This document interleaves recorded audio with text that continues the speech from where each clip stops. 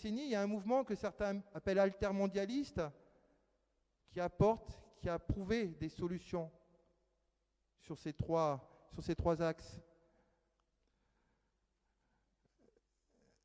L'éducation est la réponse. À l'Université populaire, nous croyons cela. Par les sciences, par les lettres et par les arts, nous pouvons construire un demain solidaire. Mais aujourd'hui, nous convoquons le coupable idéal ou les coupables idéaux, les fake news, les informations fallacieuses ou les infox, comme l'a recommandé la semaine passée le CELF, la Commission d'enrichissement de la langue française.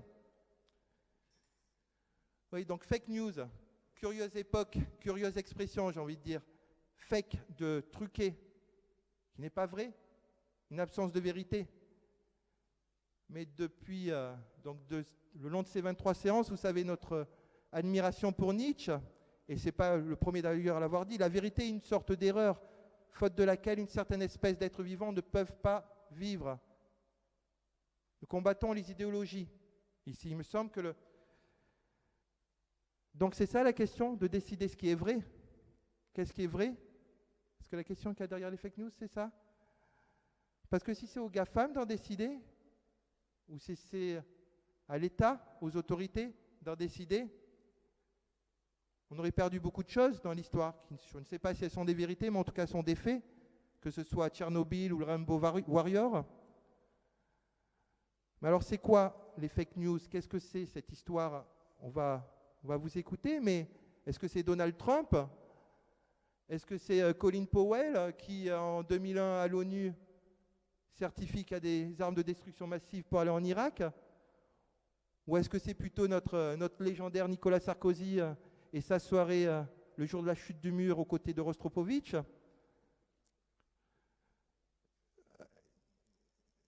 Mais peut-être les fake news sont également autre chose, c'est-à-dire les symboles d'une défaillance.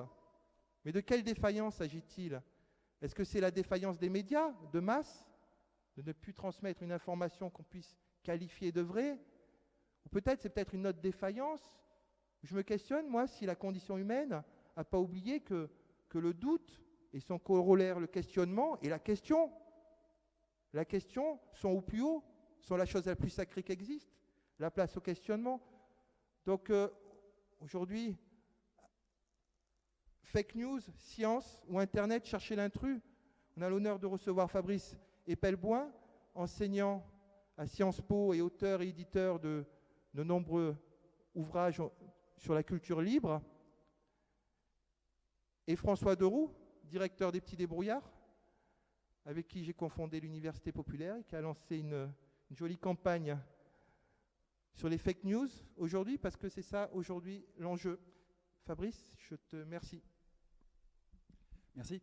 Je vais commencer par, je ne vais pas me mettre en face de là parce que sinon je serai aveugle d'ici la fin de cette soirée. Je vais commencer par répondre à la première question. Qu'est-ce que c'est que les fake news? C'est avant tout un terme inventé par Donald Trump, qui a balancé ça à CNN, le New York Times, les grands médias américains, et ce terme a été très maladroitement repris par tout le monde pour désigner Donald Trump. Et donc c'est une stratégie de guerre informationnelle lancée par Donald Trump qui a merveilleusement réussi, parce qu'en se saisissant de ce terme, les médias ont été obligés de montrer qu'eux-mêmes participaient à ce phénomène de fake news. Il n'y a pas que Donald Trump. Alors évidemment, Donald Trump est très fort, mais au final, on est en train de se réveiller dans un monde où on s'aperçoit qu'effectivement, il y a très peu d'informations fiables. Pour une multitude de raisons. Il y a des gens qui délibérément créent des fausses informations et les diffusent dans le but d'influencer l'opinion publique, ça a toujours existé. Il y a aussi et surtout énormément de médias qui ne sont plus dans des conditions de modèle économique suffisantes pour valider les informations. Les informations que vous lisez dans les médias, 80% d'entre elles sont des copier-coller de l'AFP, bâtonnés plus que copier-coller. Le principal travail dans ce bâtonnage consiste à optimiser le référencement de façon à maximiser le nombre de visiteurs pour optimiser les revenus publicitaires. On est très loin d'un travail de journaliste. Et il n'y a absolument plus le moindre budget accordé à la vérification d'informations. Alors quand elle sort de l'AFP, on se décharge de sa responsabilité, mais l'AFP, depuis Sarkozy, est contrôlée par l'État. donc on ne peut pas dire non plus qu'on soit dans le journalisme. Et pour le reste, ça vient d'on ne sait pas trop où, et la plupart du temps, les journalistes ne vérifient pas. Et on est aujourd'hui obligé de faire le constat qu'on est totalement envahi par les fake news. Totalement envahi par les fake news, alors qu'on a un pouvoir en place, en France tout du moins, qui s'agrippe à une vision très très archaïque qui consiste à dire que d'un côté il y a les méchants qui donnent des fake news, au premier rang duquel les vilains Russes et les méchants extrémistes sur notre territoire, et de l'autre côté il y a les gentils qui disent la vérité. Le problème, c'est que n'importe qui gratte un peu le vernis peut très vite s'apercevoir que la réalité est beaucoup plus complexe que ça et beaucoup plus sombre. Donc, en fait, les fake news, vraiment, retenez que c'est une stratégie de guerre informationnelle lancée par le camp Trump qui a merveilleusement réussi et qui aujourd'hui plonge la Terre entière dans une abîme de perplexité face à l'information, face à la fiabilité de l'information. Alors que finalement, avant l'élection de Donald Trump, tout le monde, enfin beaucoup de gens, étaient encore dans une pensée assez simpliste qui consiste à dire que si c'est écrit dans le journal, si on le dit à la télévision, c'est que ça doit être vrai, sans plus réfléchir que ça. Aujourd'hui, quasiment tout le monde doute face à une information, et avec d'excellentes raisons. Ensuite, tout ce qui est fausses informations, ça s'inscrit dans une démarche plus globale en termes de stratégie informationnelle qui s'appelle l'astroturfing. L'astroturfing, c'est un terme qui est dérivé de faux gazon qui a été créé, pour la petite histoire, par Monsanto pour remplacer, avec du gazon synthétique, les gazons des stades de baseball américains.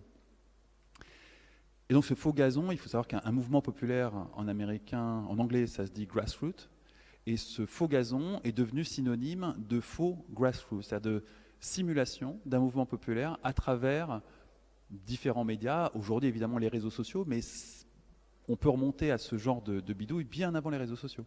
Il y a plein d'anecdotes comme ça. On peut remonter par exemple à Nixon. Nixon faisait écrire, il avait un cabinet spécial à la Maison-Blanche qui passait son temps à écrire des lettres aux grands médias américains qui chantaient les louanges de sa politique. De façon à ce que les médias américains, abreuvés de courriers de lecteurs chantant les louanges de Nixon, se disent que critiquer Nixon, c'était pas forcément une très bonne affaire d'un point de vue vente de papier. Et ça a très bien marché, enfin pas jusqu'au bout, vous connaissez tous la fin de Nixon, mais ça a très bien marché dans les débuts du règne de Nixon. Si on remonte bien plus loin avant, c'est ce que je te racontais tout à l'heure, pour ceux d'entre vous qui ont fait des études littéraires, dans Jules César de Shakespeare, vous avez un passage où Cassius envoie tout un tas de lettres censées émaner de citoyens romains, incitant Brutus à participer au coup d'État contre César. On est dans le même phénomène de fake news et d'astroturfing. L'idée est toujours de simuler une opinion publique de façon à soit entraîner un effet moutonnier qui s'appelle en sociaux le bandwagon effect, qui fait que s'il y a un grand groupe de gens qui pensent quelque chose, la plupart des êtres humains vont avoir tendance à se conformer à l'opinion de la majorité. Et si on peut simuler ce grand groupe de gens qui pensent quelque chose, on va déclencher un effet d'entraînement. Mais ça peut aussi s'utiliser à tout un tas d'autres fins stratégiques. Typiquement, la façon dont on a généré de l'astroturfing durant la campagne de Donald Trump, et la façon dont, en ce moment même, sur les réseaux sociaux en France, elle est utilisée, c'est de s'insérer partout où il y a des clivages dans la société et de radicaliser ces clivages. Aux États-Unis, le clivage le plus connu, le plus instrumentalisé durant la campagne de Trump, c'est Black Lives Matter, qui est un mouvement d'émancipation des Noirs américains, qui a été totalement gangréné par les Russes et par les Israéliens, dont le but était juste de cliver la société. Et on a vu ce genre d'infiltration et de radicalisation dans tous les domaines de la société qui sont susceptibles de générer des conflits. Et Dieu sait qu'ils sont nombreux. Donc typiquement, sur le territoire français, les véganes, les féministes, tout ce qui peut être extrémiste d'un bord à l'autre, sont tous infiltrés par des faux profils dont le but est de radicaliser leur camp. De s'insérer dans un réseau, de créer des sympathies avec des gens dont ils affichent des opinions tout à fait compatibles, et ensuite d'entraîner leur camp dans une radicalisation. Récemment, je ne sais pas si vous avez vu ça, il y avait une vidéo d'une fille dans le métro qui déversait de l'eau de Javel sur l'entrejambe des malheureux garçons qui avaient le malheur de faire ce qu'on appelle du manspreading, ce qui s'est avéré un faux construit par les services de renseignement russes. Le but du jeu, encore et toujours, est d'arriver à simuler une opinion publique pour radicaliser cette opinion publique de façon à pouvoir construire quelque chose sur un territoire totalement dévasté. Et ça marche très bien. C'est comme ça que Trump s'est fait élire. Et c'est comme ça qu'en France, vous voyez une montée des radicalités, quelles qu'elles soient. On est quand même arrivé à un stade où vous avez des véganes qui attaquent et détruisent des boucheries. Derrière, vous avez très certainement ce genre d'infiltration et ce genre d'opération. Et malheureusement, c'est très très compliqué de lutter contre ça. Donc ça, c'est le territoire le plus global, qui est l'astroturfing. L'un des outils de l'astroturfing, c'est l'information. Fake ou pas, mais c'est l'information. Le secret là-dedans, réside plus dans la distribution que dans la production d'informations. C'est quelque chose d'assez complexe à comprendre dans la mesure où on est tous, enfin de ce que je vois de la salle, mis à part tes fils ici, on est tous dans une génération où finalement, quand on était jeune, on lisait l'information à travers l'achat d'un journal. On achetait Le Monde, Libération, Le Figaro, selon nos opinions politiques, et on utilisait ce média pour s'informer de l'état du monde. Et ce média nous informait de deux façons. La première, c'est qu'individuellement, les articles nous informaient de quelque chose. Le deuxième, c'est qu'il procédait à une sélection, à un tri et à un filtre. Et cette fonction de sélection, de tri et de filtre était au final bien plus importante que la fonction juste d'information d'un article. Si je passe mon temps à vous informer sur de l'entertainment, des problèmes de politique intérieure, de chiens écrasés, je vais éviter, par exemple, de vous rappeler quotidiennement au JT le soir que vous êtes dans un pays qui est en guerre, impliqué sur plusieurs conflits, et que ça ne se passe pas super bien, que ça coûte une fortune et que l'intérêt, ne serait-ce que militaire et stratégique, est très discutable, au-delà des aspects éthiques de ces interventions. Mais on n'en parle pas au JT. Ça, c'est un filtre, c'est un tri qui est décidé par une rédaction et qui a été intégralement détruit par les réseaux sociaux. Parce qu'aujourd'hui, l'outil dont la plupart d'entre nous servons pour agréger cette information de façon à faire sens de l'état du monde, c'est plus Libération, Le Monde ou Le Figaro. Le meilleur exemple de ça, c'est le blog le plus populaire en France, qui culmine, pour peu qu'on arrive à mesurer ça, mais à 9 millions de visiteurs uniques par mois. À titre de comparaison, Le Figaro, c'est 7, Le Monde, c'est 7,5, qui s'appelle Français de souche. Français de souche, c'est le blog iconique de la tendance identitaire dans l'extrême droite française, sachant que l'extrême droite française est quelque chose de très complexe, et que les identitaires sont un composant important, mais ce n'est pas le seul. Et Français de souche, qui a une bonne dizaine d'années maintenant, se contente de faire une revue de presse. Il y a une seule personne derrière, et cette seule personne a plus de lectorat que Le Monde, avec 153 journalistes, je crois, ou 180, je ne sais plus, enfin avec un bataillon de journalistes. Un mec tout seul en slip fait plus d'audience. Ce qui pose déjà question. Et ce mec ne produit pas de contenu. Il se contente de faire une revue de presse. J'ai eu l'honneur de figurer plusieurs fois dans sa revue de presse. La première fois, ça surprend, après on s'y fait. Mais très régulièrement, il y a Libération, il y a Le Monde, donc il y a des articles qui sont écrits par des journalistes, si on prend le cas de Libération, qui est caricatural, par des journalistes qui sont totalement biaisés et qui sont là pour vous influencer. Et d'ailleurs, c'est assez clair, quand vous achetez Libération, vous savez que vous avez un journal d'opinion, vous savez que vous avez un journal qui va affirmer des opinions et qui va vous inciter à penser la même chose que lui. Et en temps normal, ce n'est pas un problème, vu que c'est un journal qui n'est acheté que par des gens qui pensent déjà la même chose que Libération. Donc ça n'a pas le moindre impact. Sauf que si vous prenez un article de Libération, typiquement un article pro-migrant sur l'Aquarius, Dieu sait qu'ils en ont fait récemment, et que vous le donnez en pâture à une bande d'électeurs du Front National, du Rassemblement National, pardon, eh bien, vous allez avoir un effet tout à fait intéressant qui va fédérer complètement cette communauté, la souder ensemble et la rendre plus forte. Tout ça avec un article d'un mec de Libération qui avait une intention totalement différente au départ. C'est vous dire à quel point les médias aujourd'hui sont totalement dépossédés de leur capacité d'influence, qui a été intégralement ou presque transvasée sur les réseaux sociaux. Donc on est dans ce territoire extrêmement complexe, et par-dessus ça arrivent les fausses informations. Mais c'est pas plus dangereux, hein. Un article, toute cette plus sympathique, j'imagine qu'on est tous dans cette salle plutôt sympathisants avec le sort de l'Aquarius, un article tout ce qu'il y a de plus sympathique et qui vient en soutien de cette opération humanitaire peut servir à fédérer et à rendre plus fort le camp adverse. C'est juste une question de distribution.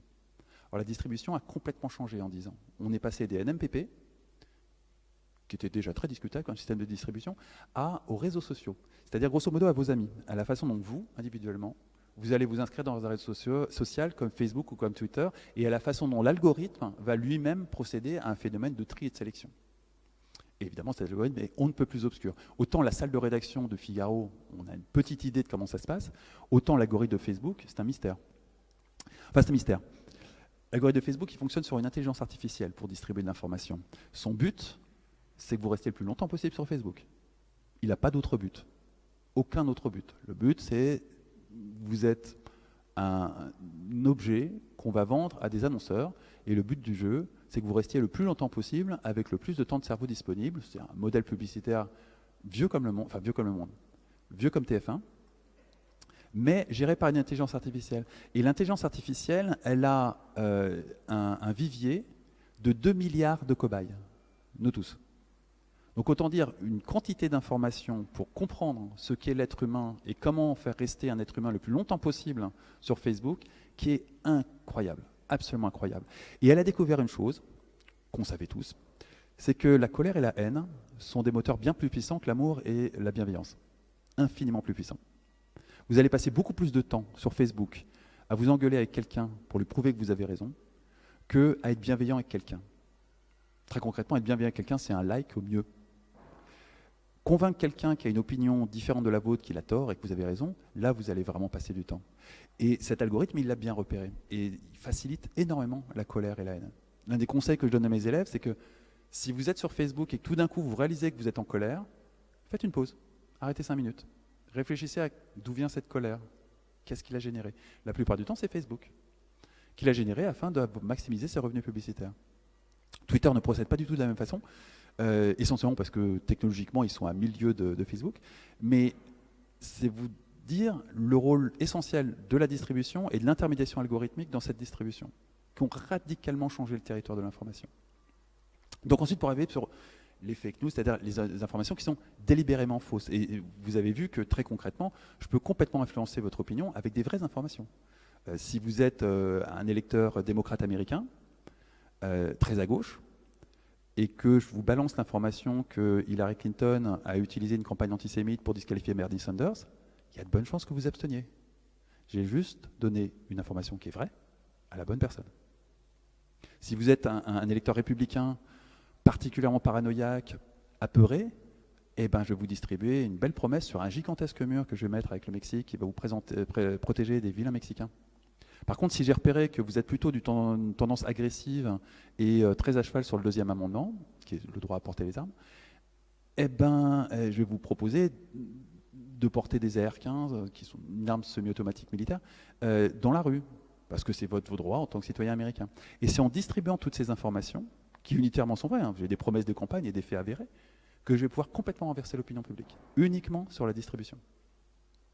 À partir de là viennent les fausses informations. C'est-à-dire que tant qu'à distribuer des informations, dans la mesure où fondamentalement tout le monde a un doute sur la véracité de tout, autant en distribuer des fausses. Toujours en les distribuant de façon très ciblée. Ce que je vous raconte, c'est l'affaire Cambridge Analytica. Hein. C'est cette algorithmie qui en fait n'est pas faite par Cambridge Analytica mais par Palantir, qui permet de distribuer la bonne information à la bonne personne. À partir de là, il faut mettre en place une machine pour distribuer de façon massive une myriade d'informations aux bonnes personnes. C'est tout à fait faisable avec les réseaux sociaux. On peut cibler individuellement les gens sur les réseaux sociaux. Et on a des algorithmes qui permettent de savoir si vous êtes de gauche, de droite, si vous aimez, vous êtes vegan, si tout. On peut déterminer absolument tout. Votre niveau de risque sur un taux de crédit, on peut déterminer votre sexualité. Tout est déterminable à travers l'empreinte que vous laissez avec vos données personnelles. Enfin, pour ceux qui utilisent un minimum Facebook. À partir de 70 pages likées sur Facebook, on peut absolument tout déterminer de vous. Alors, la moyenne des pages likées est bien au-delà de 150. Donc là-dessus arrivent les fake news. Les fake news, c'est une histoire vieille comme le monde. Il y a toujours eu des fake news. Ce qui a évolué ces 15 dernières années, c'est la barrière à l'entrée. Il y a 20 ans, si je voulais produire la fake news, il fallait que j'ai un groupe de presse et des complicités avec les politiques. Bon, c'est pas donné à tout le monde. Il y en avait, hein, plein. Mais c'est pas donné à tout le monde. Tu citais tout à l'heure Colin Powell avec sa fiole d'anthrax. C'était une fake news évidente pour la totalité du monde, sauf pour les citoyens américains. Mais ils s'en foutaient totalement. Ils avaient juste besoin de convaincre leur opinion publique. Et encore aujourd'hui, vous avez plus de 40% des Américains qui sont persuadés que Saddam Hussein a fomenté le 11 septembre. N'importe qui d'un tant soit peu éduqué sait parfaitement que Saddam Hussein était à la tête d'un gouvernement laïque, que son Premier ministre était un chrétien, et qu'à la base, s'il y avait une chose qu'il ne pouvait pas sentir, c'était les islamistes. Et d'ailleurs, il les exterminait dans la joie et la bonne humeur. C'était totalement invraisemblable qu'il soit derrière le 11 septembre. Et pourtant, une majorité d'Américains y a cru dur comme fer. À l'époque, il n'y avait aucun phénomène de fake news tel qu'on le décrit aujourd'hui. Il y avait juste des fake news officielles, faites par les États. Et tous les États produisent de façon très régulière de la fake news, sans arrêt. On sort de l'affaire Benalla, vous avez vu une succession de parjures devant une représentation nationale, avec fake news sur fake news sur fake news. C'est classique, c'est le rôle des États. C'est comme ça qu'on contrôle l'opinion publique, et ça a toujours été comme ça. Par contre, depuis 10 ans, la barrière à l'entrée pour créer ces fake news s'est littéralement effondrée. On parlait tout à l'heure avec la personne qui fait la réalisation de ce petit dispositif. Pour quelques milliers d'euros, vous avez l'équivalent d'un plateau de télé qui, il y a 10 ans, aurait coûté 1 million.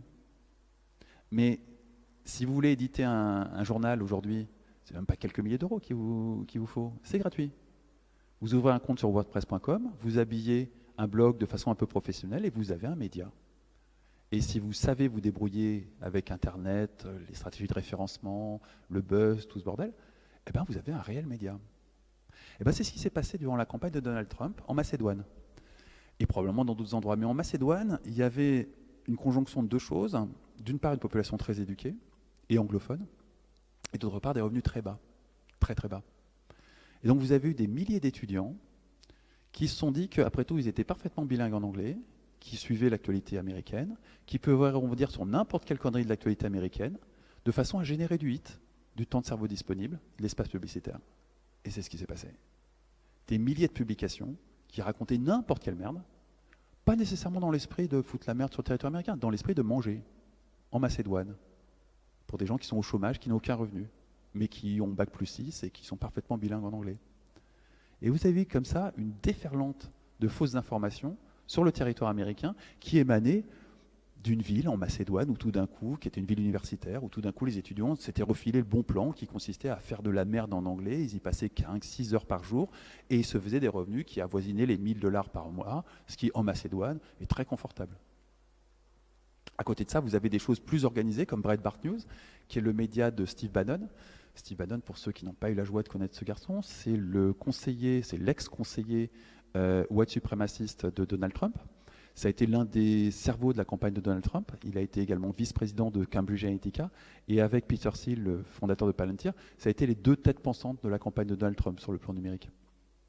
Et ce charmant garçon est aussi un mania de la presse. Il a fondé un groupe qui s'appelle Breitbart News, qui est gigantesque, et qui lui est quand même assez spécialisé dans la fake news. C'est de Breitbart News, si je ne me trompe pas, que sort l'affaire du Pizzagate, qui était cette histoire complètement abracadabrantesque de trafic pédophile dans une pizza dans laquelle Hillary Clinton serait impliquée. Enfin, vraiment, là, pour le coup, un truc totalement ridicule, mais qui a eu son succès sur le territoire américain.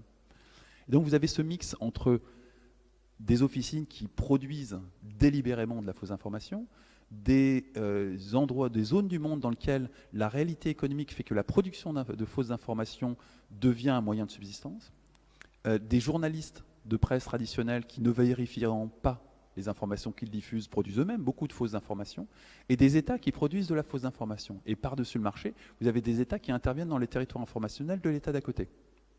L'archétype, c'est les Russes, mais c'est loin d'être les seuls. Nous-mêmes, on fait ce genre de trucs et les Américains sont les champions du monde. Donc ça donne un territoire qui est incroyablement complexe avec de toute façon un territoire informationnel dans lequel on arrive à une proportion d'informations qui sont fausses qui est plus qu'inquiétante. Je me souviens d'une interview d'Alain Juillet. Alain Juillet, c'est l'ancien patron des services de renseignement qui est aujourd'hui à la retraite et qui est très volubile, et qui estimait que la moitié des informations qui étaient accessibles aux citoyens en France étaient fausses. Pour tout cet ensemble de raisons. J'en oublie une, qui sont les revues scientifiques. On a tendance à dire que l'une des solutions pour se parer des fake news est de se reposer sur la science. Alors, mis à part le fait que la science, au service du politique, parfois il y a des choses qui sont difficiles à caractériser d'un point de vue scientifique, la science elle-même est totalement biaisée. Vous avez, bon an mal an, une vingtaine de milliers de revues scientifiques sur la Terre. 8000 d'entre elles sont fake. C'est-à-dire presque la moitié sont fake. Il y a eu une expérimentation très drôle menée par un biologiste américain récemment qui a retranscrit un épisode de Star Trek. Pour ceux qui sont fans de Star Trek, c'est l'épisode où on atteint Warp 10, c'est-à-dire 10 fois la vitesse de la lumière, avec l'USS Enterprise. Et ben, ce garçon a écrit un papier de 10 pages qui retranscrit fidèlement l'épisode de Star Trek dans lequel, d'un point de vue expérimental, ils sont enfin réussi à dépasser 10 fois la vitesse de la lumière. Il l'a proposé à une revue scientifique et il a été publié. Donc sachez-le, on peut atteindre 10 fois la vitesse de la lumière et les théories d'Einstein sont complètement fausses. Ou les revues scientifiques sont complètement pipées. C'est le cas pour 8000 revues scientifiques. Ce qui fait que très concrètement, aujourd'hui, le glyphosate, l'impact des ondes sur votre santé, ou une myriade d'autres sujets d'un genre-là, vous n'avez aucun moyen de savoir. Aucun. Sauf à être Bac+8 dans ce champ scientifique particulier et à pouvoir vous faire vous-même votre opinion d'une étude scientifique. En dehors de ça, ce qui concerne très peu de monde, vous n'avez pas le moindre moyen de savoir. Est-ce que les compteurs Linky sont dangereux? Aucune idée. Est-ce que le glyphosate cause le cancer? J'ai envie de dire probablement, mais c'est une opinion personnelle, ce n'est pas un fait scientifique. Je n'ai pas le niveau, scientifiquement parlant, et pourtant je suis ingénieur, je n'ai pas le niveau pour vous affirmer quoi que ce soit, je ne sais pas. Et je n'ai pas le niveau pour lire les études scientifiques, et elles sont contradictoires. On en connaît tous une, le climat. Alors aujourd'hui, bon, il y a très peu d'études qui prouvent que le climat, le changement climatique, c'est des conneries. Mais souvenez-vous, il y a 15 ans, il y en avait pléthore. Fake.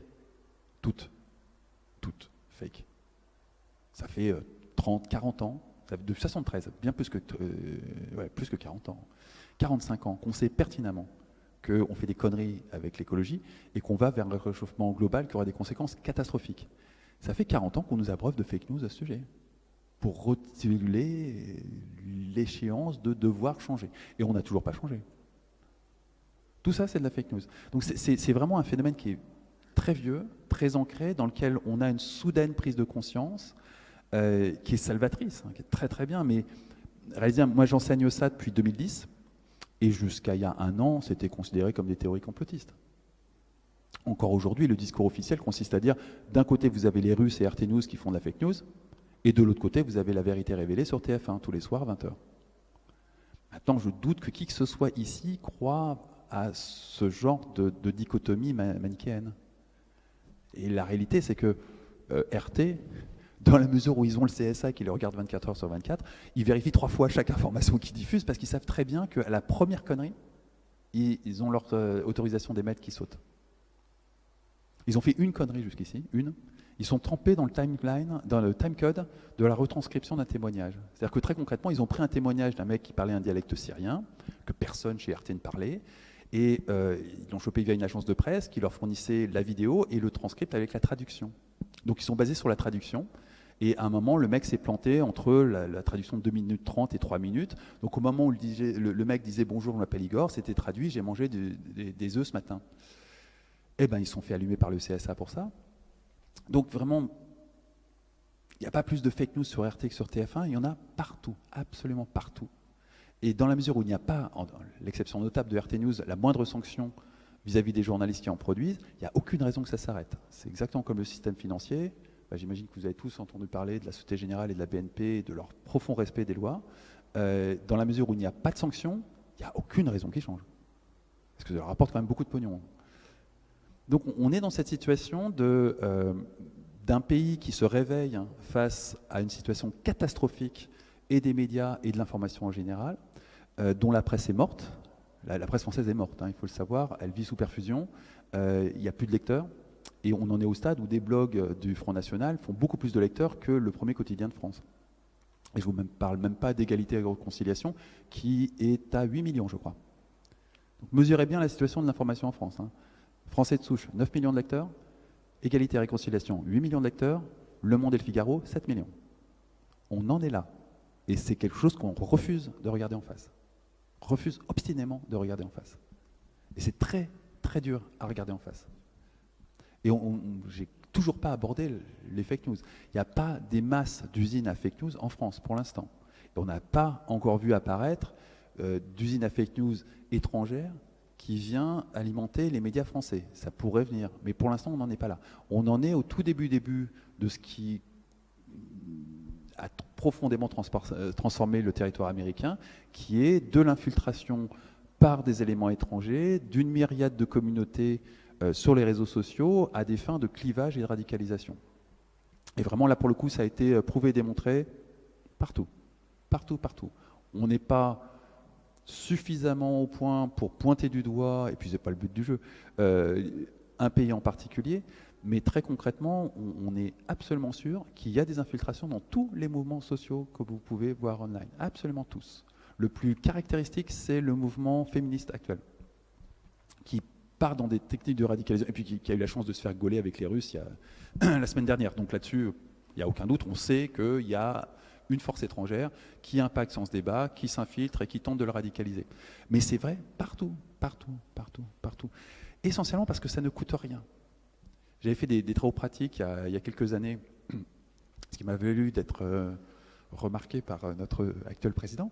9 mois avant l'élection d'Emmanuel Macron, j'avais fait un exercice avec ma classe qui consistait à disrupter l'élection présidentielle française à l'aide d'informations issues de Wikileaks.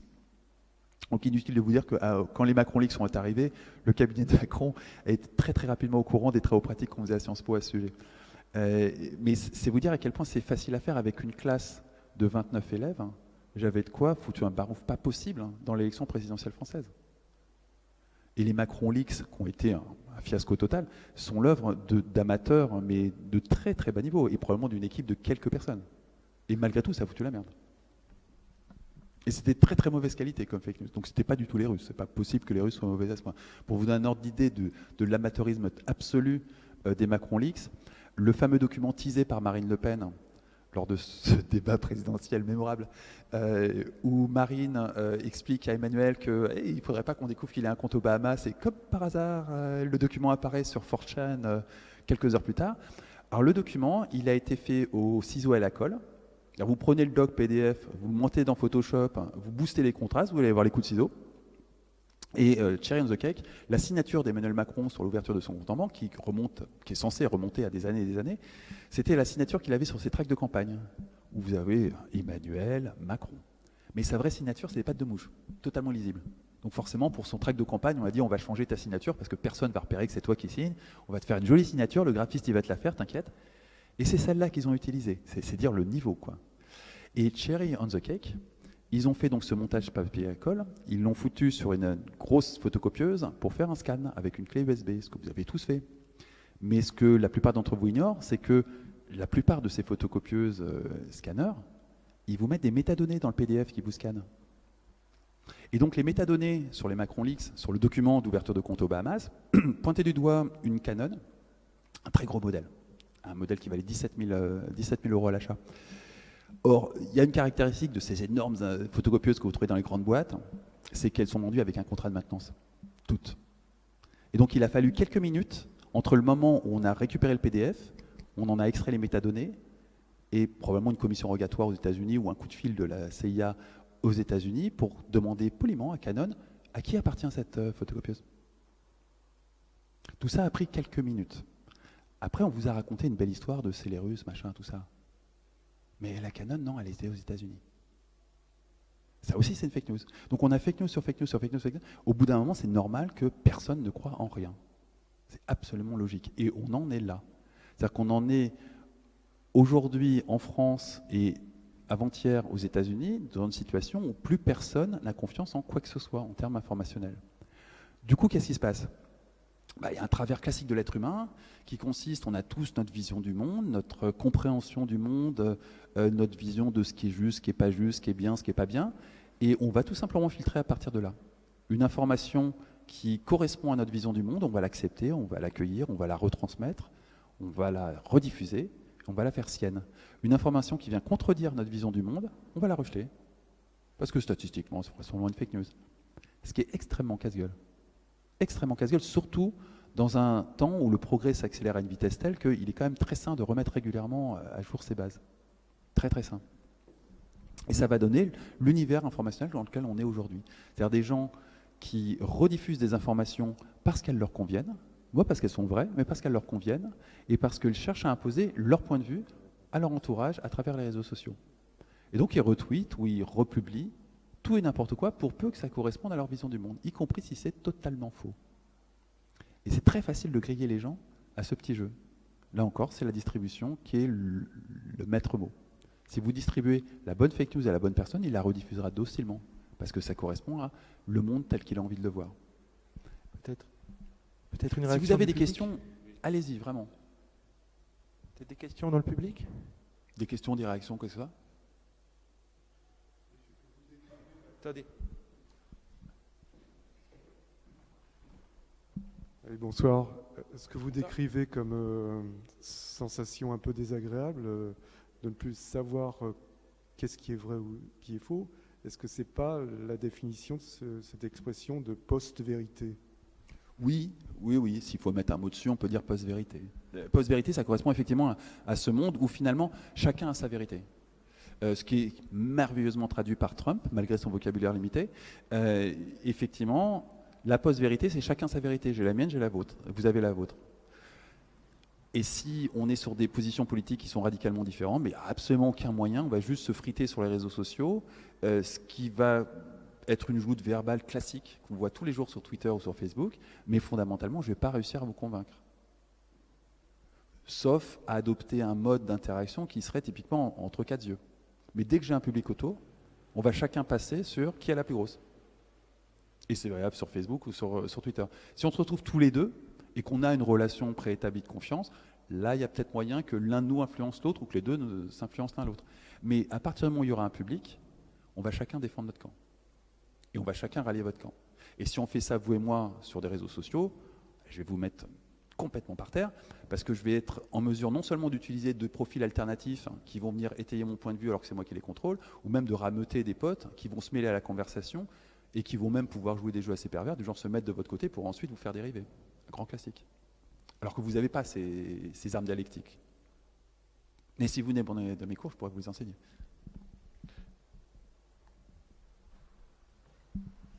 Oui, bonsoir. J'aurais une question. Est-ce que vous avez une opinion sur des initiatives comme les décodeurs chez Le Monde ou je crois que c'est Désintox chez Libé? Oui, c'est la même chose.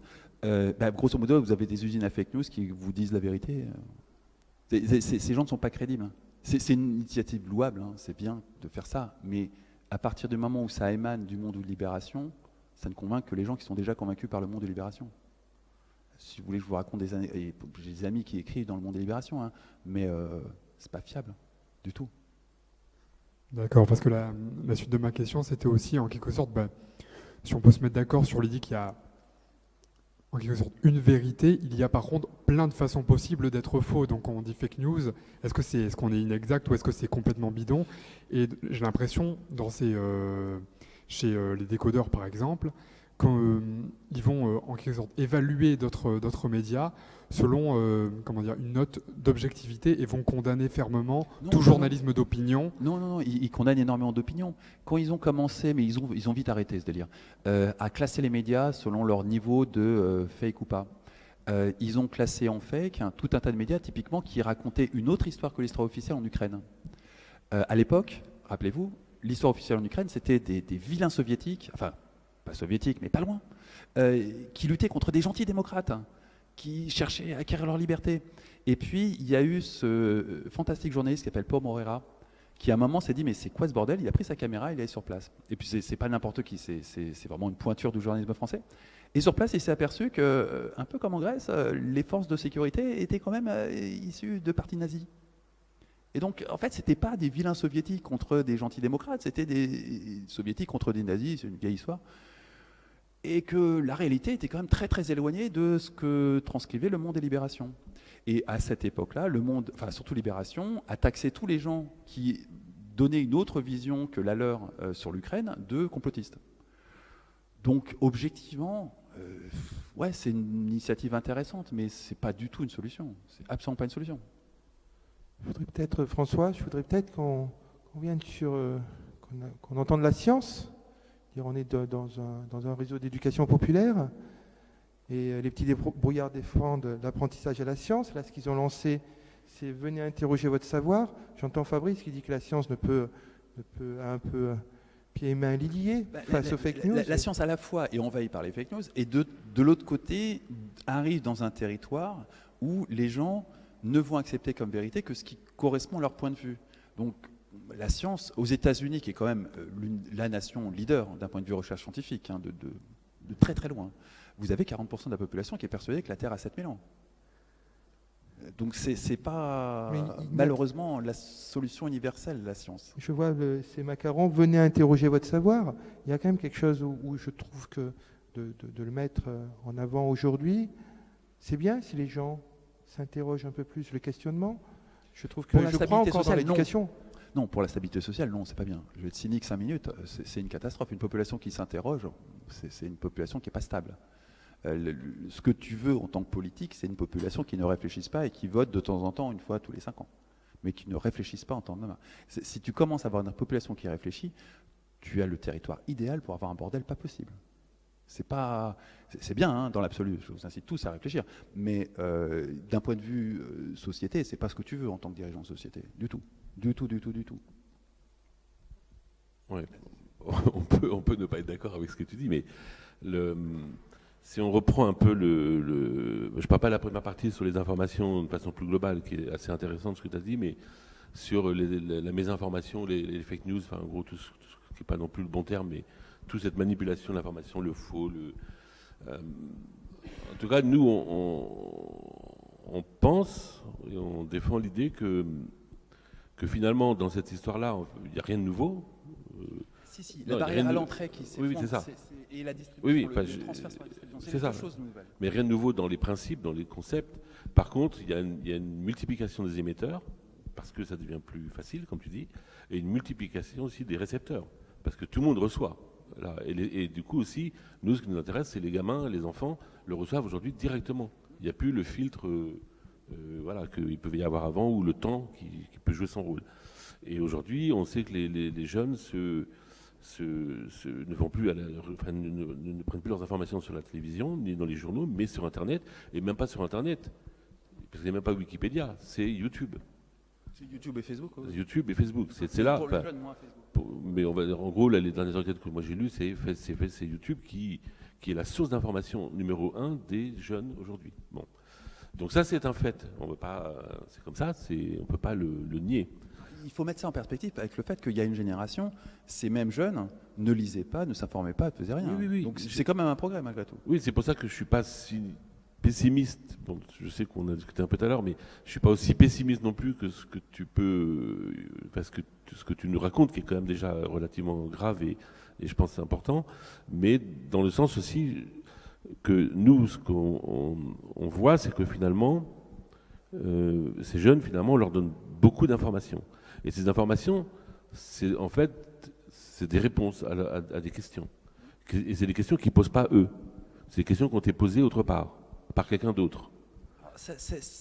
Donc je termine. Donc ils sont abreuvés de réponses. Est-ce qu'il faut se vacciner ou pas? Et il y a plein de sites qui disent oui, non, peut-être, demain, pas avant, pas pour le truc, pas pour tel machin. Et là, il y a beaucoup de réponses.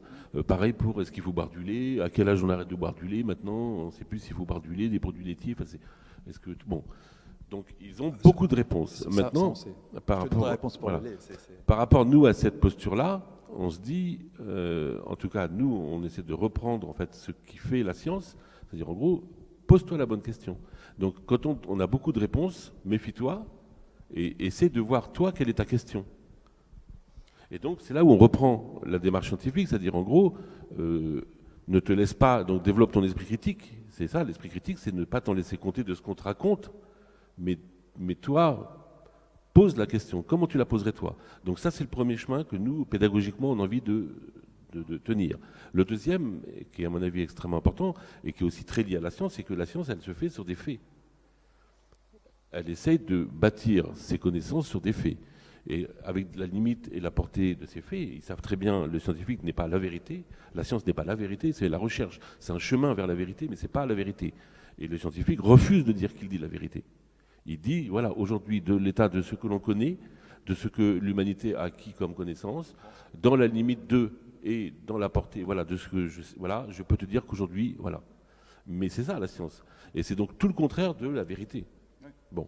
Et donc, nous, dans cet exercice-là, on dit aux enfants, aux jeunes, reposez les questions, ne vous laissez pas compter sur des réponses, et 2, allez faire. Faites les choses. On vous dit, les gens, par exemple, les gens sont contre, par exemple, les migrants, pour ne pas parler d'un sujet ici qui nous... va faire un sondage dans ton quartier. Et là, ça ne sera pas la même chose. Fais des choses concrètement. Ne te laisse pas juste prendre par l'information qu'on te donne. Sois acteur, pose des questions et va les poser avec des choses en réel dans ton quartier. Alors là, on parle de sociologie, mais évidemment, en physique, en chimie, on peut faire des choses beaucoup plus encore expérimentales. Il y a une autre question qui est très importante, alors pour les jeunes, mais pas que pour les jeunes, hein, c'est de systématiquement se demander mais qui répond. Et l'histoire du lait est géniale pour ça. Il y a 2 histoires extraordinaires pour illustrer à quel point les fake news sont enracinés. C'est le lait et le sucre. Le lait, on vous a expliqué pendant 3 générations que ça allait vous solidifier les os. Et il y a du calcium dans le lait, il y a du calcium dans les os, donc si vous avez un niveau de connaissance proche du néant absolu en biologie, ça fait sens. La réalité, c'est que ça décalcifie. Et que qui est-ce qui vous a incité à boire du lait? C'est le lobby agroalimentaire américain qui produisait énormément de viande et de lait, et il fallait des débouchés. Donc ils ont commencé par les enfants. Les enfants aux États-Unis, à l'école, boivent du lait le matin. Moi-même, j'ai passé mon enfance aux États-Unis, je buvais du lait tous les matins. Et dans n'importe quelle famille américaine, vous avez le jerrycan de lait, parce que là-bas, ça s'achète au gallon, dans les frigos, c'est normal. Tous les Américains boivent du lait. Et puis, évidemment, du coca. Et la réalité, c'est que 3 générations après cette campagne, on s'aperçoit que c'est pas bon du tout pour la santé, le lait de vache. Mais pas bon du tout. Ça décalcifie et c'est très peu digeste. C'est juste un lobby. L'autre lobby, c'est le sucre. Un lobby fascinant. Le sucre, c'est très addictif d'un point de vue alimentaire. Ça permet de maquiller n'importe quel goût en quelque chose de plaisant, même si c'est pas très sophistiqué. Et pour l'agroalimentaire, c'est la solution miracle pour vous faire avaler n'importe quelle merde. Le problème, c'est que ça fait grossir. Donc on a trouvé un coupable idéal, le gras. En plus, ça permettait de produire tout un tas de merde avec 0 matière grasse, qui était truffé de saloperies chimiques, mais qui se vendait très très bien par des gens qui avaient peur de grossir, qui continuaient à bouffer du sucre comme des porcs, mais qui arrêtaient toute consommation de gras. Parce que, c'est bien connu, si vous mangez du gras, vous allez faire du gras. Là encore, si vous avez une compétence en biologie proche du néant absolu, ça fait parfaitement sens. Sauf que c'est totalement faux. C'est le sucre qui vous fait prendre des réserves de graisse.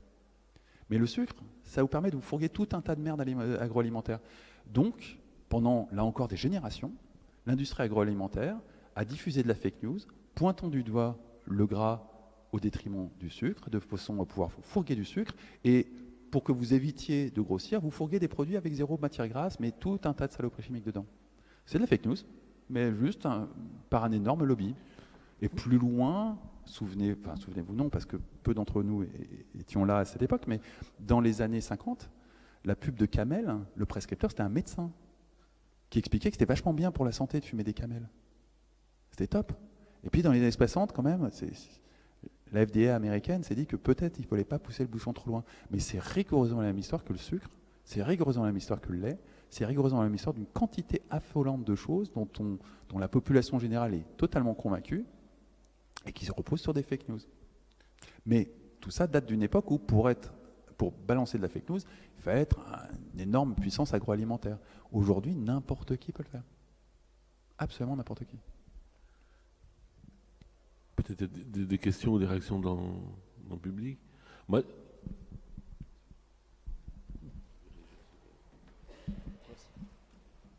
Ouais, je voudrais revenir quand même sur, vous dites les revues scientifiques, il y a beaucoup de fake. Je suis d'accord qu'il y a autant de journaux que de revues scientifiques. Mais quand on publie un article dans une revue à comité de lecture, c'est pas comme quand on est à TF1 où là vous êtes journaliste et c'est votre rédaction qui va vérifier votre article. Tout à fait. Là, c'est tous les labos du monde entier. Donc il y a quand même un grand nombre de ces revues dites à comité de lecture où on est quasiment garanti que c'est pas du faux. Oui. Mais il y a autant de revues scientifiques que de journaux qui se disent des vrais journalistes. Vous avez grosso modo 20 000 revues scientifiques dans le monde, 8 000 d'entre elles n'ont pas de comité de lecture et sont truffées de conneries.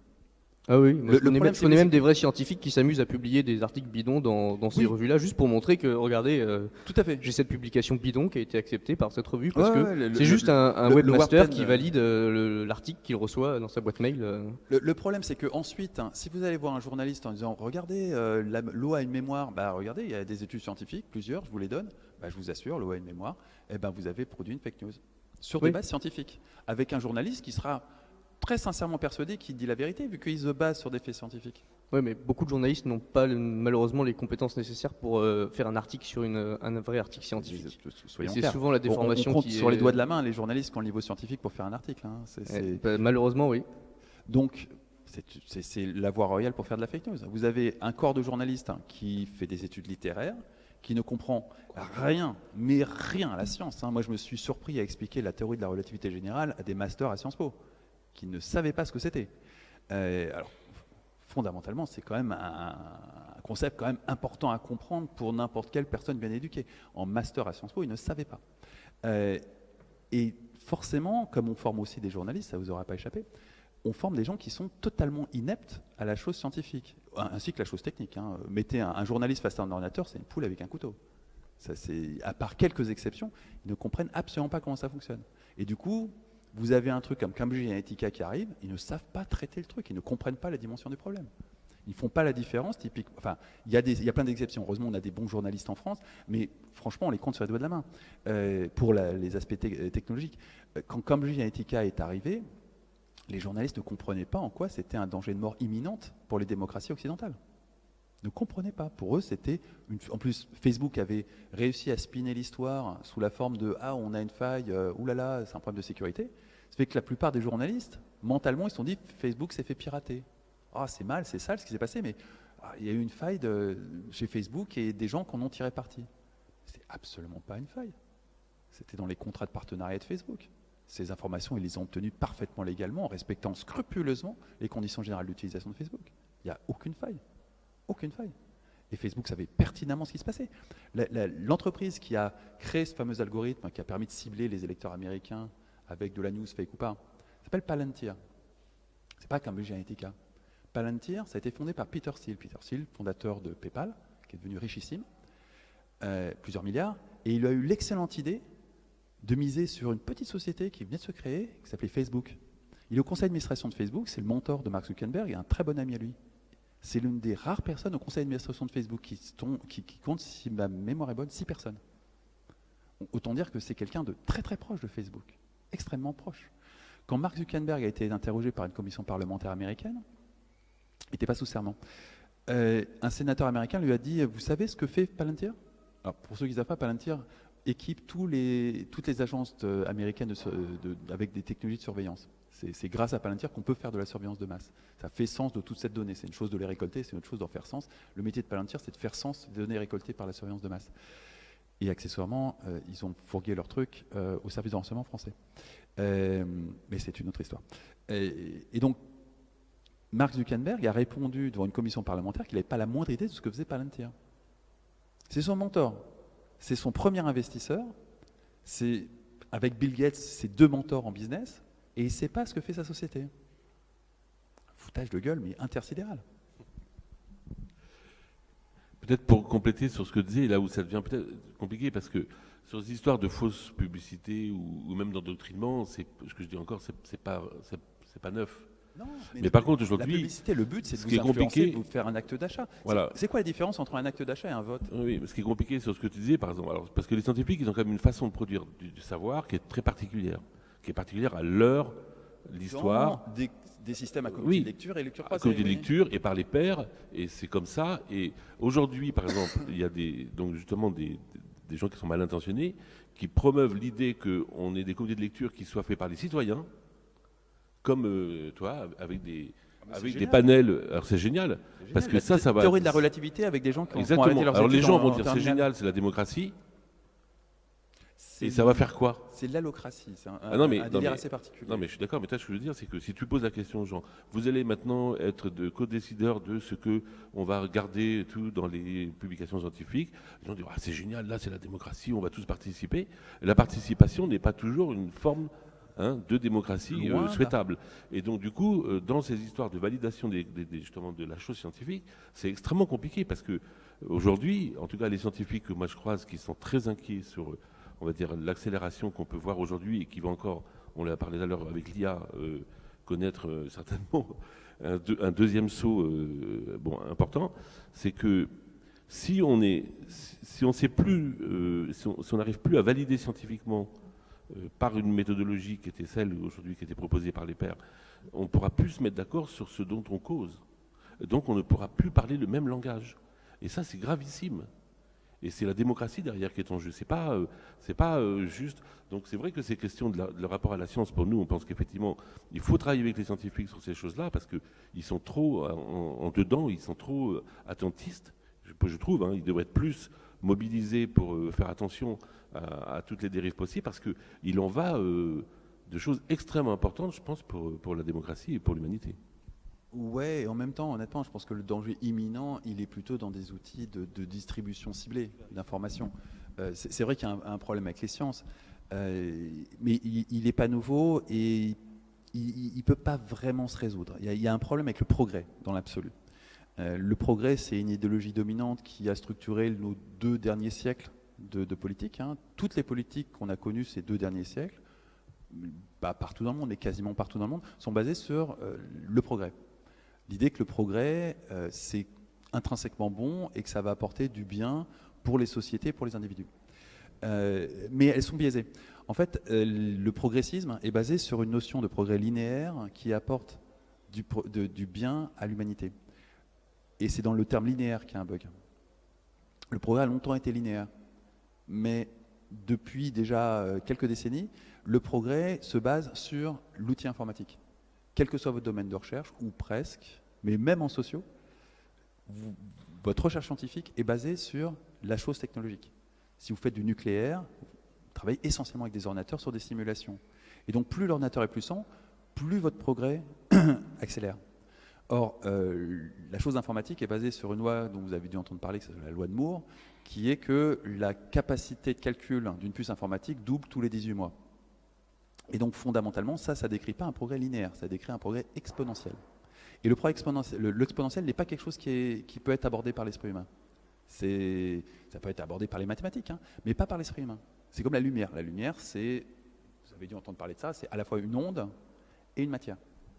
Mais conceptuellement, pour un cerveau humain, ça n'est pas envisageable, quelque chose qui est à la fois une onde et une matière. Scientifiquement, ça se démontre parfaitement. Mais l'esprit humain ne peut pas aborder ça.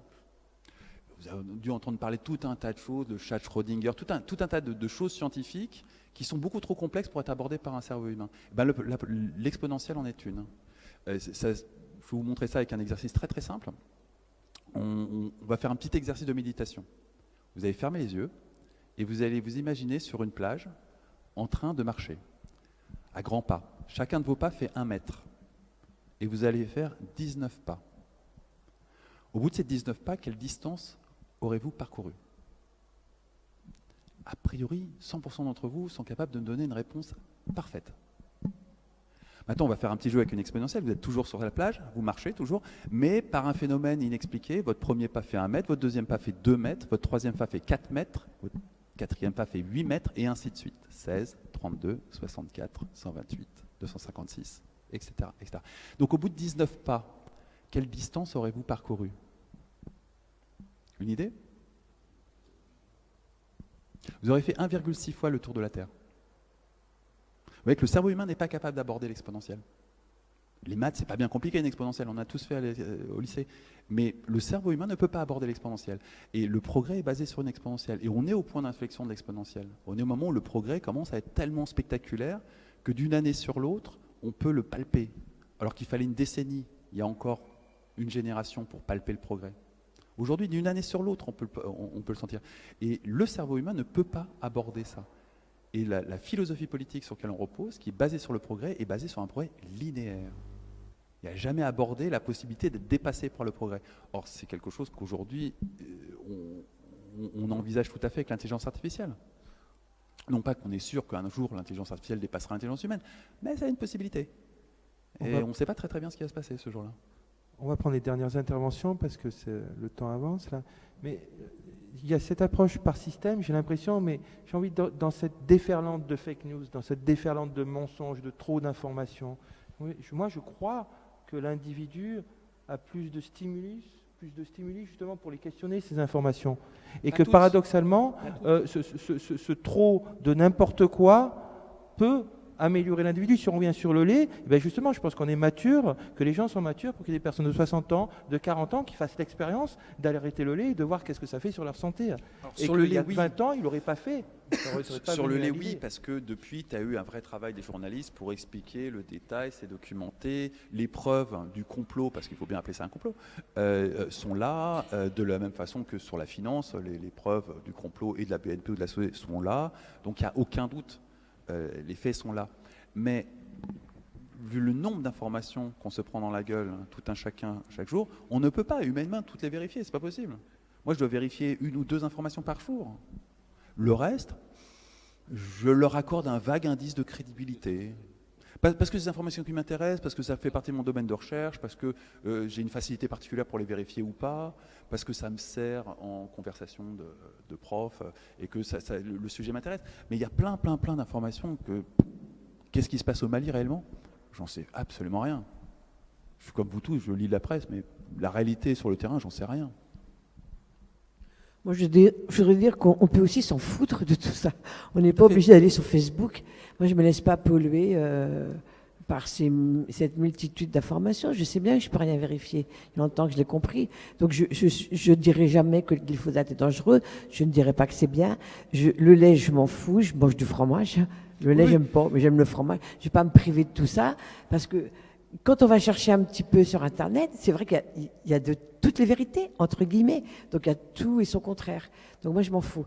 Mais par rapport aux réseaux sociaux, la différence avec la télé, moi, je me souviens que la télé, de fake news à la télé, ça existait tout le temps aussi. Bien hein. sûr, bien sûr. Je sais pas, là, en tête, j'avais cette histoire de cette jeune femme qui s'était... Papivoise à la veille de l'élection de Jacques Chirac. Ça Cette jeune, sonnait une oui, belle, hein. oui, mais cette jeune femme, soi-disant, alors juive, qui s'était soi-disant fait agresser enceinte par des... Et moi, tout de suite, comme je... Ça, c'était techniquement pas une fake news. C'était faux. C'est un faux témoignage, c'est pas pareil. Bah, c'est une fake news quand même. Non. Pourquoi? C'est quoi la différence? Parce que c'est un faux témoignage. La fake news, il y a vraiment une intention organisée. Là, vous avez juste une fille qui a pété un câble. C'est qui? Comment? Vous avez juste une fille qui a pété un câble. Non, je parle pas de la fille, je parle des médias qui ont repris. Ah, mais les médias ont juste pris le témoignage, ils n'ont pas pris le temps de vérifier. Eh ben, c'est une fake news. Pour moi, c'est une fake news de la part des médias. Pas de la part de la fille. Je parle pas de la fille, moi. Ouais, c'est là où il y a une grosse confusion. C'est une fake news, non? C'est ça? Non, c'est pas une fake news. Non, c'est pas une fake news. C'est pas une fake news. Vous avez d'un côté des news qui ont été délibérément créées dans l'esprit d'impacter l'opinion publique, et à côté de ça, une conne qui raconte n'importe quoi et qui a été relayée sans vérification par une presse qui vérifie rien. Pas du tout la même chose. C'est pas la même chose que je vais vous publier une étude pour vous dire que le glyphosate, c'est super bon pour la santé et que ça va augmenter votre espérance de vie, convaincre un journaliste que mon étude scientifique est valable et diffuser cette information à grande échelle. Là, j'ai une intention. Alors, de l'autre côté, je suis pas d'accord avec je prends exprès cet exemple parce que les relais médiatiques ont quand même mis le point sensible sur le fait que cette jeune femme était juive et en ont fait un problème antisémite tout de suite. C'était la raison de son agression en même temps. Oui, donc c'est bien. bien. Par ailleurs, ça rentrait dans une période des gens qui sont fait tuer parce qu'ils sont juifs. En ce moment, il y en a régulièrement en France. Ouais. Donc, en fait, c'est difficile de faire la différence quand même entre des fake news et puis quoi des bobards. Oui, bien sûr. Mais c'est important de faire la différence. C'est super important de faire la différence. D'un côté, vous avez une organisation qui cherche à vous manipuler. De l'autre côté, vous avez quelque chose qui est plus proche de l'erreur que de l'intention délibérée. Et vous avez ce même phénomène que vous avez donné en pâture à des médias qui savent qu'il y a un énorme problème d'antisémitisme et qui, en France, est dramatique, absolument dramatique. Parce que si vous ouvrez, par exemple, c'est un grand jeu des étudiants à Sciences Po, c'est de réapprendre l'histoire de France à travers un pays étranger. Donc vous prenez des livres d'histoire américains et vous regardez l'histoire de France. C'est pas du tout la même. Ça n'a aucun rapport. C'est l'histoire d'un peuple de pleutres qui a totalement collaboré avec les nazis, qui a activement participé à la Shoah et qui, au dernier moment, s'est réveillé comme étant des résistants. C'est comme ça qu'elle est décrite dans tous les manuels d'histoire en dehors de France. Tous les manuels d'histoire, sans exception, parce que c'est la triste vérité. Ça ne vous aurait pas échappé, au lendemain de la guerre, on a demandé gentiment aux Juifs de fermer leur gueule. Et on a glorifié la résistance. Et puis, au début des années 70, est apparu Lanzmann, Shoah, et tout d'un coup, la communauté juive a réussi à imposer sa vérité. Le fait que, oui, elle a eu quelques problèmes pendant 39-45 et que la France n'avait pas été particulièrement gentille. Et à partir de là, s'est joué un jeu assez malsain entre, on va dire, l'ego de la France et la communauté juive, qui la tient par les couilles. Parce que très concrètement, si demain on imposait aux Français de regarder la vérité en face sur la Shoah et la guerre d'Algérie, on aurait du mal à être fiers des Français quand même. Beaucoup de mal. Et c'est sur cette ambiguïté que reposent les principales tensions de notre époque contemporaine. La guerre d'Algérie et la Shoah. Ces deux plaies dans lesquelles la France s'est comportée de façon parfaitement abjecte et qui aujourd'hui lui éclate à la gueule. Donc c'est normal que ces deux biais d'information provoquent des déferlements, non pas de fake news, mais d'hystérie collective des médias sur ce type d'information. Dès que ça touche à l'islam ou à l'antisémitisme, vous touchez sur des points extrêmement sensibles de la société française, qui sont les derniers moments où elle va pouvoir encore être fière d'elle avant l'irréparable. Alors un autre exemple, là, on voit sur Facebook Macron avec des beaux, quand il était en Guadeloupe, je crois, avec des beaux hommes. À Saint-Martin. À Saint-Martin, torse nu, et ça passe. Et ben, si on utilise ça de façon très, comment dirais-je, je sais pas moi, intelligente, entre guillemets, et puis étendue, avec des témoignages, et on peut foutre un président en l'air avec ça. Pas tant que ça. On peut produire un énième épisode foireux dans la communication présidentielle, mais objectivement, vous pouvez faire quoi? Vous avez deux blacks, torse nu, baraqués, auteurs reluisants, qui encadrent un président qui se dépêtre avec des rumeurs d'homosexualité. Ouais, vous pouvez foutre un peu la merde. Personne n'y croit. Mais personne ne va croire que Macron, qui était en déplacement officiel, à un moment est pris dans une tornade, est obligé de se réfugier dans le premier bâtiment venu, et coup de bol, il tombe sur deux de ses amants. C'est complètement délirant. C'est délirant, mais totalement délirant. il y a plein de fake news délirantes. Il y a plein de fake news délirantes, mais au-delà d'un certain niveau de délire, vous allez vous adresser à un public qui, de toute façon, ne votera jamais Macron. Donc l'efficacité de votre fake news sera nulle. Si vous voulez que votre fake news soit efficace, il faut que vous touchiez des gens qui pourraient tout à fait voter Macron. Et parce qu'ils ont reçu cette fake, ou cette vraie news, peu importe qu'elle soit fake ou pas, ça n'a pas d'importance. L'important, c'est la distribution. Il faut que vous touchiez quelqu'un avec la bonne information qui va le convaincre de ne pas voter Macron aux prochaines élections. Et donc, il faut que vous touchiez un électeur de Macron. Et objectivement, qui parmi l'électorat Macron va croire à des telles conneries? Personne. Donc, c'est une façon de foutre un peu la merde dans la communication objectivement ridicule de Macron, qui essaye de reprendre la main après un passage de, on va dire, d'abstinence médiatique, et pour l'instant il merde, mais aucun électeur de Macron ne va s'abstenir ou voter pour le camp adverse à cause de ça. Donc l'efficacité de votre fake news est nulle. C'est au mieux foutre la merde dans la communication présidentielle, mais l'impact est nul.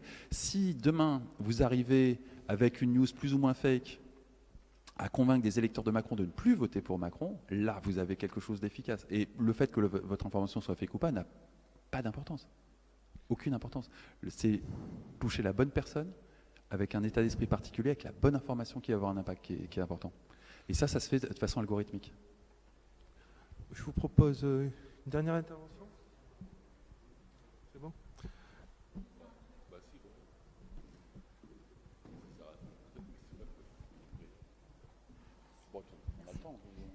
C'est par rapport au climat, et je voulais savoir s'il y a eu beaucoup de fake news pour empêcher, disons... Il n'y a eu que ça. Il y a eu que ça. Total, Exxon, tous ces gens-là ça. ont financé depuis les années 70 une quantité astronomique de recherche, enfin scientifique non, de recherche pseudo-scientifique, prouvant que oui, c'est discutable, oui, mais non, en fait, non, non, c'est un phénomène naturel, en fait. Oui. Et oui, il n'y a que ça.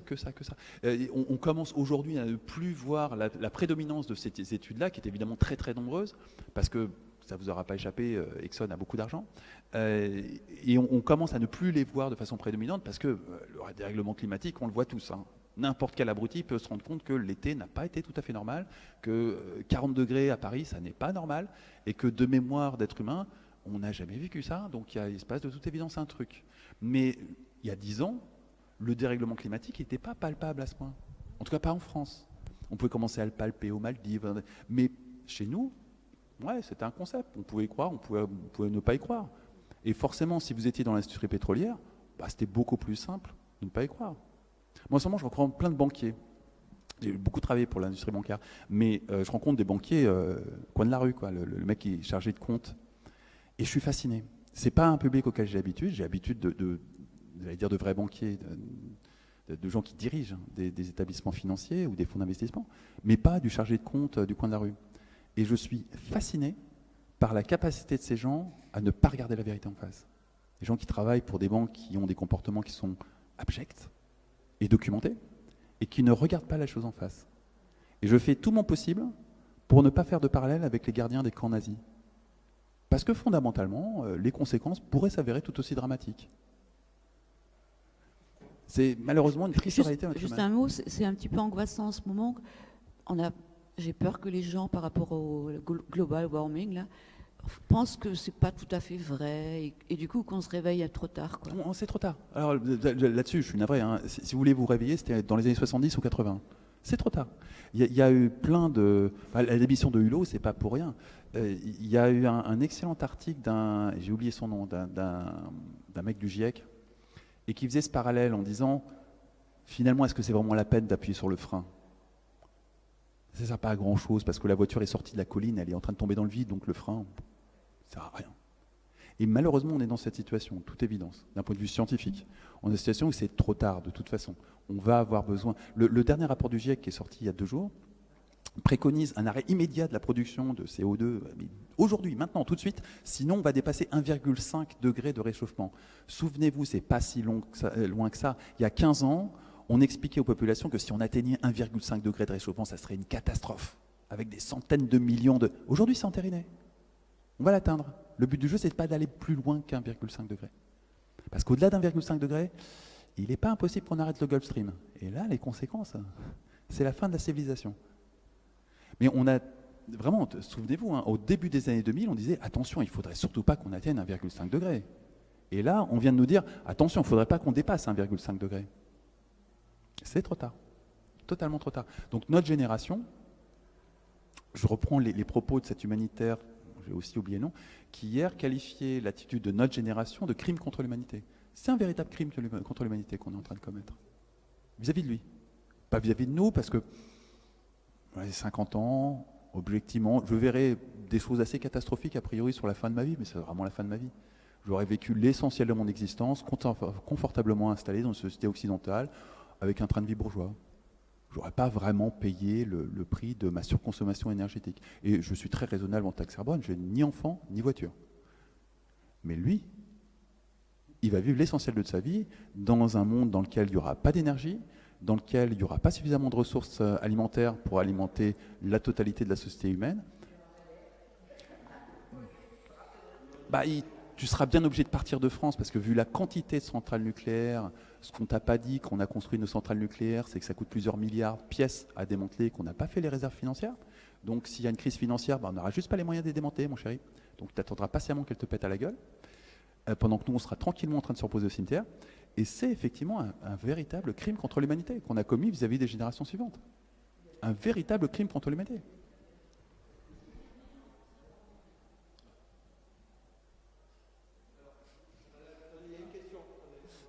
Je n'ai pas la réponse à ça, honnêtement. Là-dessus, pour rebondir juste sur le début de votre question, en fait, le problème est souvent en science, c'est que s'il y a 99 scientifiques qui avancent une thèse et un seul qui la dément, on va avoir tendance à accorder un temps de parole aux 99 scientifiques et un autre temps de parole à ceux qui bien sûr, n'oublions pas qu'Einstein a fait partie des 1%. Hein. Oui, bien sûr, comme ça que fonctionne la science. Et parce que juste, ça c'est il y a un fait en science qui est connu, heureusement ou malheureusement, de tout le monde, c'est que même les grandes théories scientifiques, ça s'installe même depuis Galilée, dans la controverse, il y a des choses, mais du coup, on a une sympathie naturelle pour le 1% contre tous. C'est naturel, c'est un phénomène sociologique très documenté. Typiquement, si vous avez, je crois qu'on a fait une expérience socio il n'y a pas longtemps, où on présentait une finale du Coupe du Monde qui opposait le Cameroun et le Brésil, et on demandait aux fans de chaque équipe nationale pour qui vous défendriez dans une telle confrontation. Vous seriez derrière quelle équipe ? Eh bien, évidemment, les Brésiliens étaient derrière les Brésiliens, tout le reste du monde était derrière les Camerounais. On a une tendance naturelle à soutenir David contre Goliath. C'est un biais humain, il faut le savoir. Voilà, là-dessus. Et on a même des exemples pour le réchauffement climatique. On peut remonter sur un autre sujet, par exemple sur le tabac, il y avait un statisticien qui s'appelait Ronald Fisher, qui est un des plus grands statisticiens d'histoire. Et il s'est servi de son expertise jusqu'à la fin de sa vie pour aller contredire toutes les études qui démontraient des liens entre la consommation de tabac et le cancer. Et il s'est servi, et en fait, il ne mentait pas dans ce qu'il faisait. Mais sauf qu'il était tellement expert qu'il était capable de voir ce qui clochait dans certaines études qui, du reste, étaient vraies, mais juste pas parfaitement, parce que rien n'est jamais parfait. Et il arrivait à démonter ça, et sa voix comptait, et a beaucoup empêché les progrès les, sur le... les études du GIEC dans les années 90-2000 pareil, ont été détruites sur ce même genre d'argumentaire. Il y a une morale, il est mort du cancer du poumon. Voilà. Et donc ma question là-dessus, en fin de compte, donc c'est ce que vous nous avez raconté aujourd'hui. Donc c'était une analyse globalement de tous les biais psychologiques et des algorithmes qui font que les mouvances politiques et les lobbies vont pouvoir nous pousser dans telle et telle direction avec des fausses informations. Ma question, c'est du coup, nous, en tant que citoyens, pas seulement parce que je pense qu'ici, on est globalement mieux informés, si on est là, c'est qu'on est mieux informé que la moyenne et qu'on est moins réceptif que l'ensemble de la population, peut-être que je me fais des idées, assez fake news, mais comment agir sur le plan citoyen pour aider l'ensemble et pas seulement pour nous, pas éviter de nous plonger dedans, mais essayer de faire au mieux pour tout le monde. Il est déjà 8 heures. Je crois qu'il y a une série d'anecdotes qui peut être assez intéressante parce que ça peut sortir dans une conversation facilement. Moi, j'aime beaucoup le lait et le sucre parce que c'est des choses qui nous touchent toutes, absolument tous, et que l'impact peut être très facile à mesurer. Maintenant, tu vas acheter tes matières brutes et tu vas faire la cuisine. C'est pas objectivement entre regarder une merde à la télé tous les soirs pendant une demi-heure et faire la cuisine. Et petit à petit, les gens vont s'apercevoir qu'effectivement, il y a une immense agro-industrie qui les a baisés depuis 2 générations avec du sucre, qui provoque des problèmes de santé publique colossaux, absolument colossaux, et qu'au final, tout ça a été soutenu par, d'une part, des fake news, mais aussi du marketing, de la communication. Et ça éveille chez la plupart des gens, surtout ceux qui ont des problèmes de poids, une méfiance naturelle vis-à-vis de tout ce qui est marketing. Je ne devrais pas dire ça, j'en fais, mais c'est à la base, tout ça vient du marketing et de la communication. Quand on vous dit que homo lave plus blanc que blanc, pour ceux qui étaient là dans les années 80, ça veut rien dire. Ça veut absolument rien dire. Et vous êtes tous fait baiser, moi aussi. Donc à un moment, on va tous apprendre à lire les grosses ficelles. La pub a été un merveilleux outil pour ça. On sait tous aujourd'hui voir les grosses ficelles totalement stupides des pubs des années 80. Moins pour celles des années 2010. Parce qu'on est passé au branding, c'est plus subtil, mais ça s'apprend. Ça s'apprend. Donc apprenez à pointer du doigt des grosses ficelles et à semer le doute. L'effet pervers de cette approche dialectique, c'est que c'est celle de Donald Trump. C'est rigoureusement celle de Donald Trump. Pointer du doigt 3-4 conneries, le New York Times, mais ils étaient à fond derrière Colin Powell et sa fiole d'anthrax. À fond. Donc est-ce que vous pouvez vraiment croire le New York Times ? Je peux vous sortir le même genre d'anecdote sur le Washington Post, sur Libération, sur Le Monde, sur Le Figaro. Si je vous sors ces 3-4 anecdotes, vous allez sortir de là en disant merde, putain, les médias de référence en France, c'est quand même de la merde. Et puis ça, c'est délibéré, quoi. Allez, je vous en sortir une sur Le Monde. Le Monde appartient à un opérateur Internet, comme vous le savez. Et tous les opérateurs Internet, que ce soit AT&T, Sprint ou en France, leur équivalent, sont impliqués dans la société de surveillance et travaillent avec les services de renseignement. Tous, sans exception. Et à un moment, et j'ai participé à cette enquête, un type de journaliste a pointé du doigt 2 sociétés françaises, Cosmos, Amesis. Amesis, c'est ça qui est impliqué dans l'affaire Takedine. Cosmos, t'es pas loin, mais même genre de saloperie. C'est des systèmes d'écoute globaux qui permettent de mettre une population entière sous écoute. Et curieusement, Le Monde, à un moment, quand l'affaire commençait à vraiment prendre du bruit, a titré en 6 colonnes à la une le fait que Orange travaillait à la mise en place de systèmes de surveillance de masse. En l'occurrence, c'était Cosmos. C'était pas Orange. Mais Orange est un concurrent. Et le premier client corporate de Cosmos, c'est Free. C'est de la pure fake news. Totalement fake. Fait pour désamorcer une crise qui était imminente. Et ça marchait. Vous allez croire Le Monde maintenant ? Moi non. Si un article émane du Monde, mon premier réflexe, c'est de regarder qui l'a écrit. Si c'est un journaliste que je connais, là je peux éventuellement accorder ma confiance. Si c'est un journaliste que je ne connais pas, je doute. C'est peut-être vrai, c'est peut-être pas vrai. Et je fais ça systématiquement. Systématiquement. Et vous avez ce genre d'anecdote pour tous les journaux, y compris les plus sérieux. C'est-à-dire le New York Times quand même. Le Washington Post, c'est une référence de la presse mondiale. Ils ont fait les mêmes genres de conneries. Et donc c'est pas parce que c'est écrit dans le New York Times que c'est vrai. Ça doit être vérifié.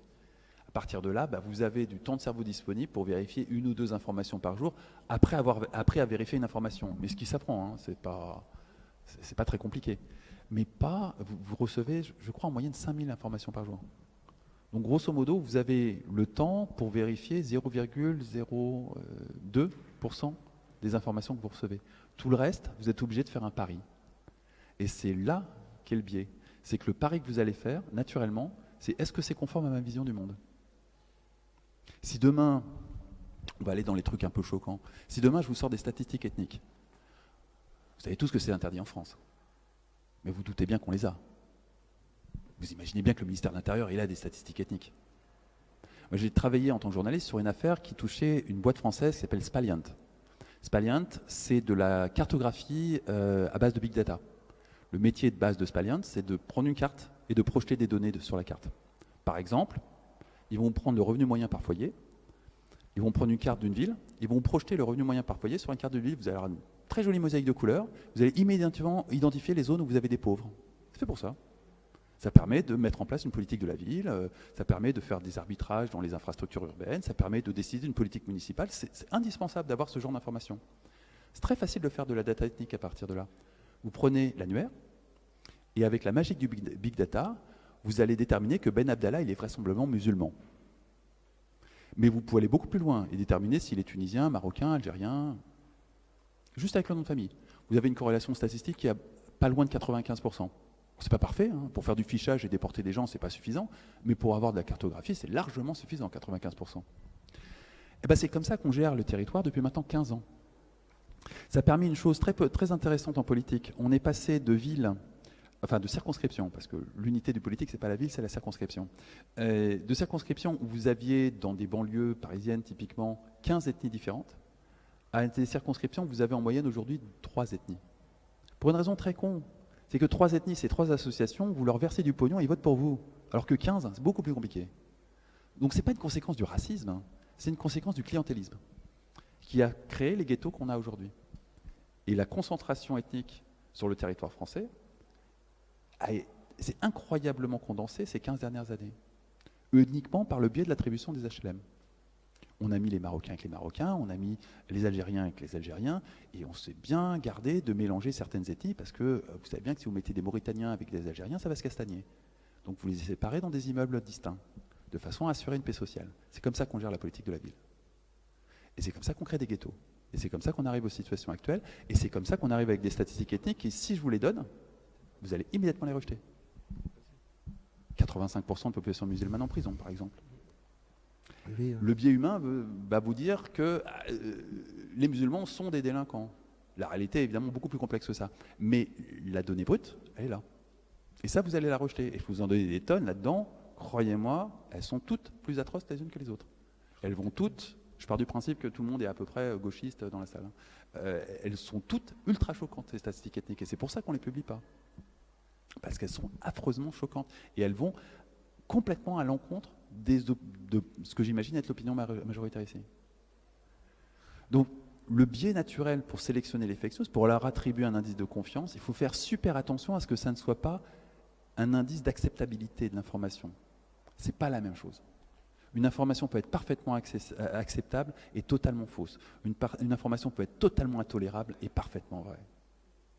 Et c'est très très difficile, surtout pour des gens de gauche, qui ont vécu sur un mensonge total ces 40 dernières années. Mais ça, je pense que vous en êtes tous conscients. Notamment pour tout ce qui est des problématiques identitaires au sein de la société française. On a vécu sur un mensonge. Aujourd'hui, il commence à se craqueler dans tous les sens. On voit apparaître des mouvements identitaires de toutes parts, mais vraiment de toutes parts, que des républicains montins qualifient de racisme à tout bout de champ, au même titre qu'ils qualifient tout et n'importe quoi de fascisme, au point où finalement ça ne veut plus rien dire d'être raciste, et ça finit par être tout à fait acceptable. Et qu'on a des Noirs qui sont labellisés racistes, où est le problème? Si Rotaka Diallo est raciste, et si j'adhère à ses opinions politiques, donc c'est bien d'être raciste. Donc ça mène à cette immense et grande confusion. Nous essayons nous, de lutter contre ça, on continuera de lutter pour essayer d'éclairer. Je pense qu'on croit quand même que par l'éducation, par les lettres, par les sciences, par les arts, on peut améliorer. Je veux dire, on joue sur ce combat, cette guerre, elle est sur plusieurs générations. C'est ce dont on parlait en amont, sur le temps de la guerre. Je veux dire, rien n'est perdu. Je veux dire, et si, parce que si tout est perdu, perdu. J'insiste, méfiez-vous de vos propres biais. Moi, je suis issu de la communauté des hackers. Les hackers analysent tout et n'importe quoi comme un système d'information. Pas juste tout ce qui se passe dans un ordinateur ou un réseau. Tout et n'importe quoi. La façon de fonctionner d'un être humain, son cerveau, c'est un système d'information. Vous êtes truffé de biais qui sont des failles de sécurité. Si j'identifie un biais, c'est ce qu'a fait comme Etica, je peux exploiter une faille au sein de votre système d'information. Si vous êtes parfaitement persuadé que l'immigration est une chance pour la France, je peux exploiter cette faille. Parce que c'est un préjugé, vous n'avez aucune base scientifique pour dire ça. Et le seul argumentaire que des gens comme nous allons sortir, c'est « Ah, Picasso, ah, Dali, ah, regardez, tout ça ». Mais d'un point de vue statistique, si vous avez fait un peu de mathématiques, vous savez bien que ça n'a aucune valeur d'un point de vue démonstratif. Donc vous vous basez sur une croyance. À partir de là, vous allez accepter des informations basées sur cette croyance, pas sur un fait. Et on est tous constitués de failles. Donc quand vous voyez une information, pensez à vous demander c'est quoi ma faille vis-à-vis de cette information. J'ai envie de la croire vraie, mais pourquoi? Est-ce que c'est parce qu'elle est vraie ou est-ce que juste elle me fait plaisir? Merci. Merci. Merci Fabrice. Merci. Vous êtes invité à la lingerie où il y a un couscous à prix libre. Je vous recommande plutôt d'aller un peu rapidement. C'est pas un couscous ce soir, mais vous êtes invité pour dîner quelque chose de très bon à la lingerie.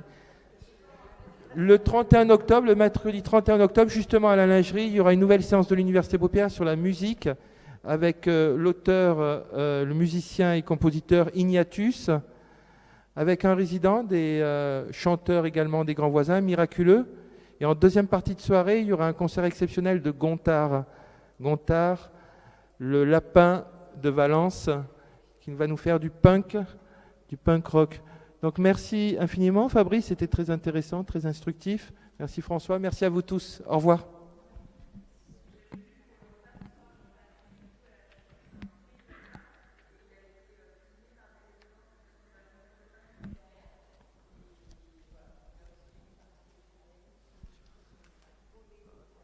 Poulet Yassa. Oui, il faut y aller vite. En courant à la lingerie.